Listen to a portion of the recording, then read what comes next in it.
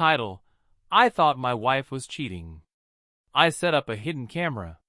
What I saw was worse than cheating. Part 1/3. Okay, I don't even know where to start. My hands are shaking while I type this because this all happened literally 3 days ago, and my brain is still trying to make sense of it. I feel like I'm in one of those nightmare scenarios you read about on Reddit at 2 a.m., thinking, wow, at least that's not me. Well, it's me now. Some background. I'm a 34M, married to my wife, Claire, 31F, for just over 5 years. We met in college, dated for a couple years after graduating, and then got married in this beautiful little vineyard ceremony. Everyone always told us we were that couple, the ones who never fight, who always look like they're in their honeymoon phase. And to be fair, for most of our marriage, that was pretty true. I work in IT, mostly remote since COVID. Claire's a nurse, and she works irregular shifts, which means I've gotten used to weird hours and her coming home late or leaving before dawn. That's never bothered me, or at least, it didn't until recently. About 2 months ago, I started noticing little things. Stuff that felt off. Nothing huge at first. A missed call she didn't mention. Her being weirdly protective of her phone, like tilting it away when texting or taking it into the bathroom with her. Late shifts that seemed more frequent, but never reflected in her paycheck. I know because we've got a joint account. I kept telling myself I was imagining things. I'm not a jealous guy by nature, and I've never had reason to doubt her before. But once you notice one strange thing, your brain starts connecting dots that might not even exist. The turning point came last week. She came home late, like 2 a.m. late, saying she'd stayed to help cover for another nurse. She smelled different. Not bad, but not like her usual lotion or hospital disinfectant. I asked her about it, and she brushed it off. She seemed almost annoyed I asked. That night, I barely slept. I kept replaying the conversation in my head, feeling that pit in my stomach grow. By morning, I convinced myself I needed to know for sure what was going on. And this is where I made what might be the biggest mistake of my life, or maybe the smartest, depending on how you look at it. I decided to set up a hidden camera. Now, before anyone jumps on me, I know how this sounds. I don't make a habit of spying on my wife. But at this point, I was losing my mind. I needed answers, one way or another, before I drove myself insane with paranoia. I ordered a discreet Wi-Fi camera from Amazon, the kind that looks like a phone charger. It arrived the next day. I told Claire I'd be going into the office for a full day, which I rarely do, and in the morning before leaving, I plugged the charger into an outlet in our living room. Why the living room? Because if she was cheating at home, it wouldn't happen in the bedroom, too obvious.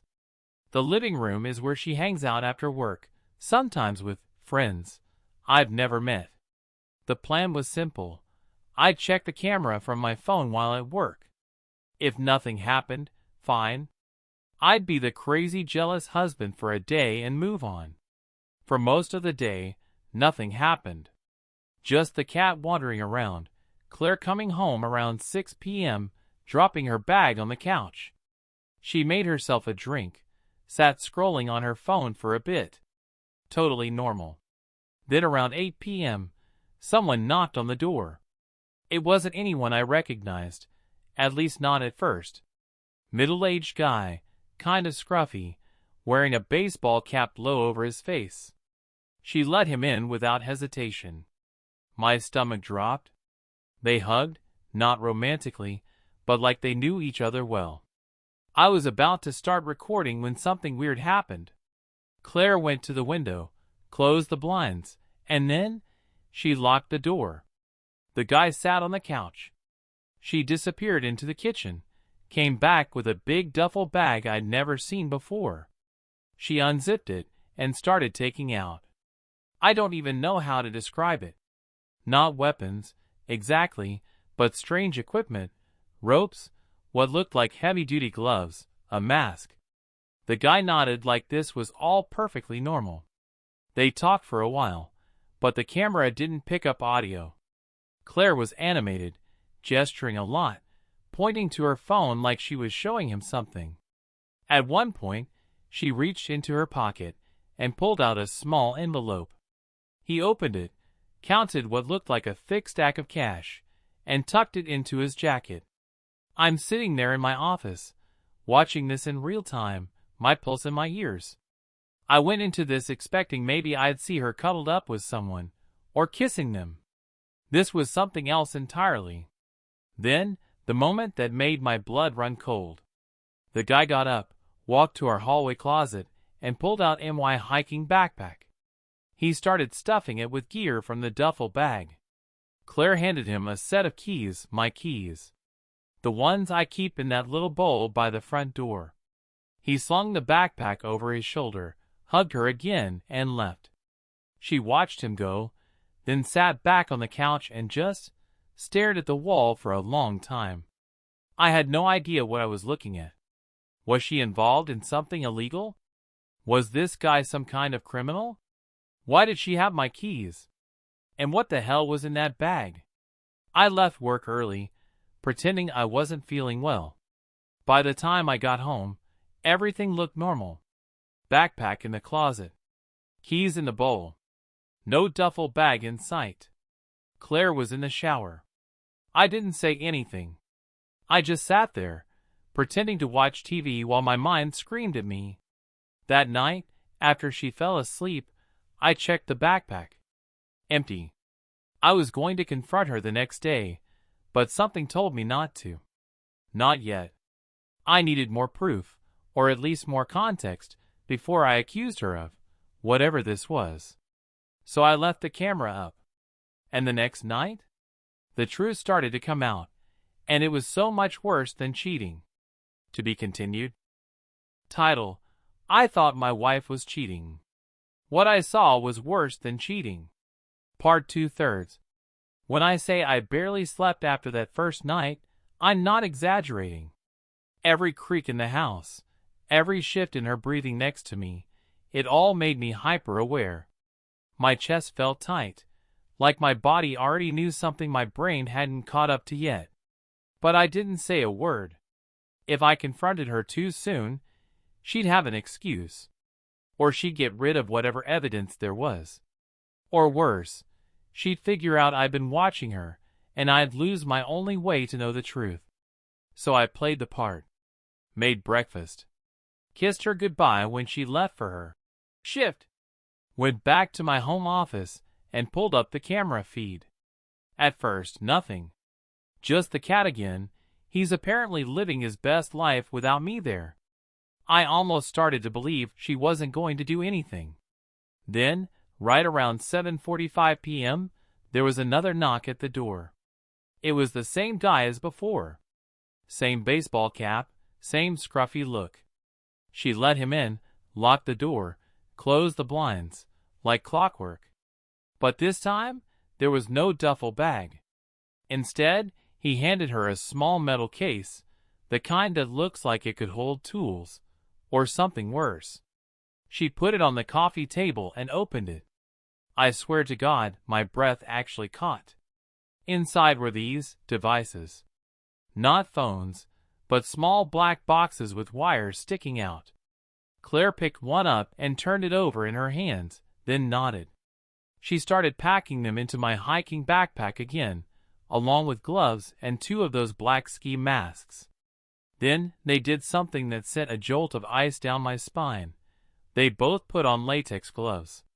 They sat down with her phone, looking at what I think were Google Maps images. She pointed at certain spots, then he'd nod and make notes on a little notepad. At one point, she reached under the couch and pulled out another envelope of cash. Counted it, handed it to him. I had no clue what I was watching. Were they planning a robbery? Was she involved in some kind of organized crime? I've seen enough movies to know this wasn't innocent.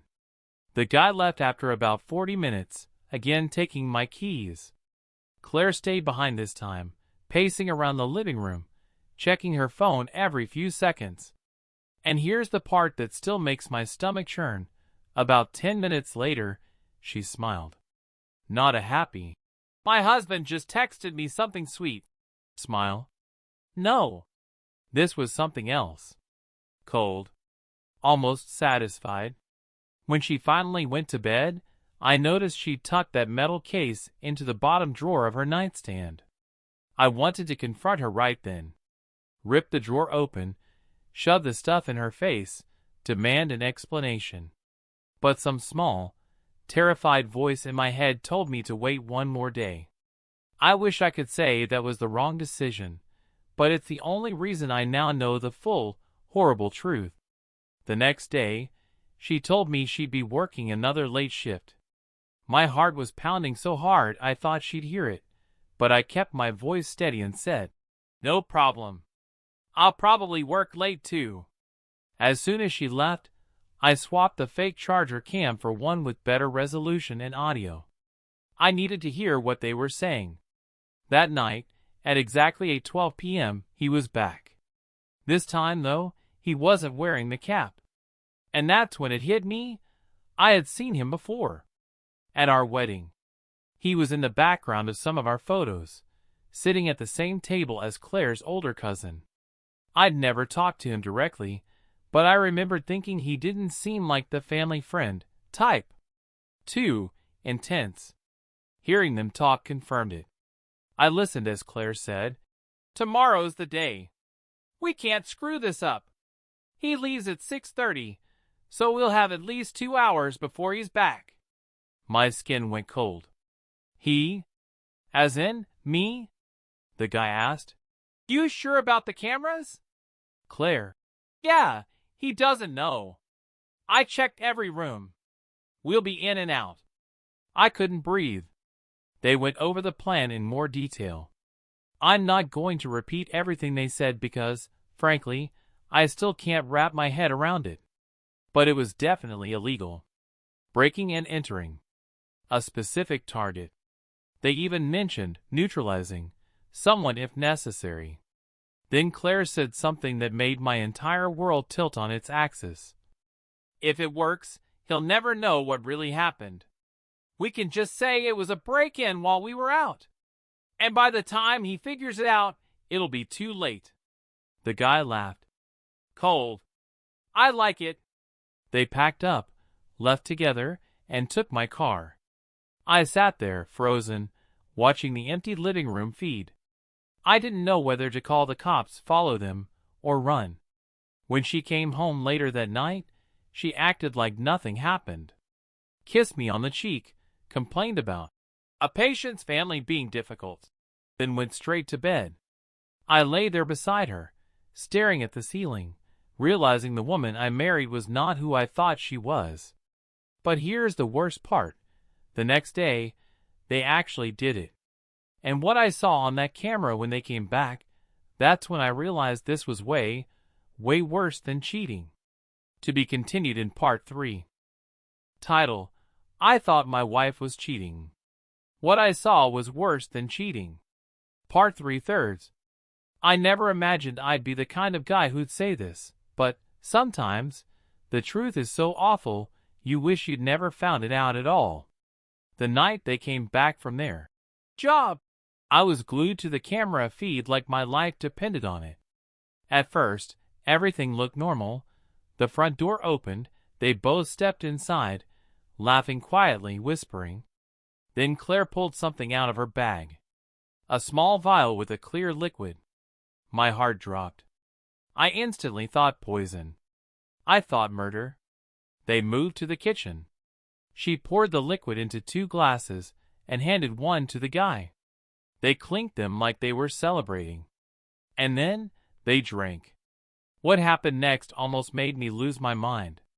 Claire's expression shifted from amusement to something darker, more intense.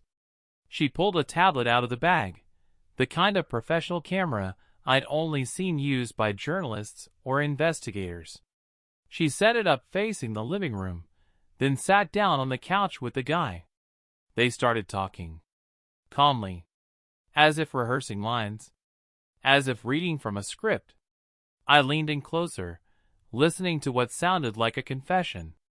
"Everything you've seen, everything you think you know," Claire said, voice steady but cold. "It's all part of the plan. You've got no idea what's coming." The guy nodded. "He won't suspect a thing. He trusts you completely. That's why this will work." I felt my stomach twist. Who was he? Me? Or someone else? Suddenly, Claire's phone buzzed. She glanced at the screen, frowned, and whispered, "They're on to us. We need to speed this up." They packed up the equipment quickly and left. The silence in the house after was deafening. I spent the rest of the night in a daze, piecing together what little I'd seen. And then I remembered something I'd almost forgotten in the flood of confusion. Earlier that week, Claire had insisted on me attending a seminar out of town. "For work," she said. "It's important for my career." I never questioned it. Until now. I grabbed my jacket and drove to the seminar location. It was a rundown community center in the next town over. A place no one would expect a seminar to be held. I peeked inside and froze. There, in a small back room, were about a dozen people, strangers, except for Claire and the man from my cameras. They were gathered around a table filled with maps, photos, and laptops. And right there, in the center, was a big board with my face pinned to it. My mind reeled. Turns out, Claire wasn't cheating. She wasn't planning a robbery or a kidnapping. She was part of something darker. Something criminal. An underground operation targeting people like me. Spouses, family members, people with secrets or vulnerabilities. They were using the betrayal act to manipulate and control. The devices, the masks, the vials, tools to kidnap, to silence. And me? I was the next target. I stumbled back into my car, heart pounding like I'd just run a marathon. I couldn't trust her. I couldn't trust anyone. The betrayal wasn't just emotional. It was a trap. That night, I packed what little I could and left. I'm writing this from a safe place now, somewhere off the grid. I don't know what Claire's plan was exactly, and frankly, I'm terrified to find out. But I do know one thing. Sometimes, the worst betrayals aren't about love or lust. They're about control. And when you realize you're just a pawn in someone else's game, there's no coming back. Edit. Thank you to everyone who's reached out with support and advice. This situation has been the darkest period of my life, and sharing it here has helped me process some of it. I'm working with authorities now, but I can't share details for my safety. To anyone who's feeling betrayed or trapped, trust your gut, and don't be afraid to ask for help. If you want me to, I can draft a follow-up, aftermath, post detailing the fallout and how I'm moving forward. Just let me know.